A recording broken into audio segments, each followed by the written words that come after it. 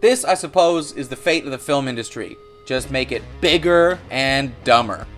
I don't know if I've ever seen a movie so overtly stupid in my life.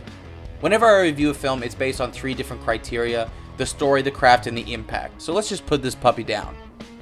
The story.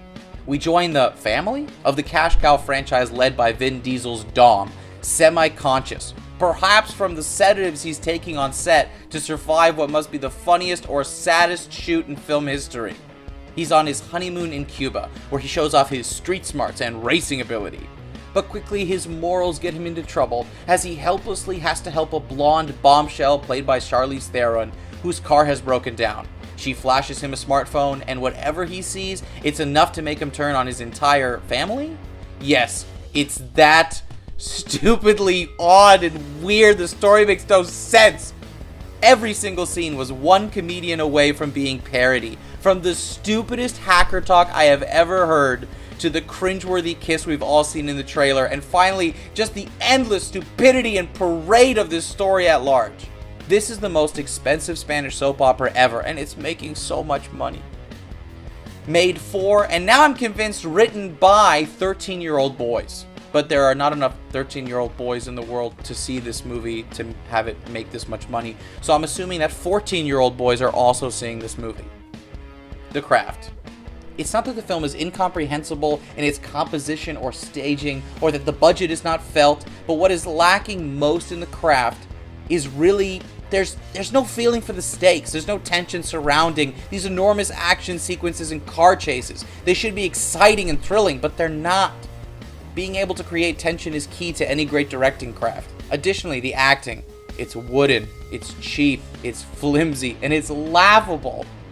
The larger set pieces are impressive in scale, but completely unmemorable when compared to far better car chases in The Bourne Ultimatum or Mad Max Fury Road. I feel like they'll all just melt together into our minds with the rest of this franchise and become a goopy mess of grunts, asses, muscles, revving, and explosions. And that leads me to the impact. I felt brain cells dying as I sat through nearly 3 hours of Vin Diesel mumbling, tires screeching, and metal twisting. How was there time in this movie for The Rock to lead his daughter's soccer team in a haka before their soccer game? I don't understand this movie. I attempted to explain piece by piece the levels of stupidity on display in this film to a friend, and I found myself 74 years later a dying man, only having scratched the surface. This movie is stupider than pro wrestling. It's stupid on levels like Spider-Man 3, The League of Extraordinary Gentlemen, and X-Men Origins Wolverine. And if you like any of those things, I'm sorry. If you know what you're in for and for what you want, and that's what you want, I mean, you can't be disappointed. But if you care about good movies being made on larger scales, I'm so sorry. This seems to be what people want. But even less than that, I just didn't have any fun. And well, The Rock, he's still the best. He somehow survives this film, and I like him even more by the end of it. Why isn't he just leading this franchise next to Jason Statham? Just up Vin Diesel's dose of making me mumble pills and make the next one without him. He won't even notice. I give Fate of the Furious 1 star out of 5. And that 1 star is generous. I should have given it a half star, but I'm serious. The Rock, he's too funny.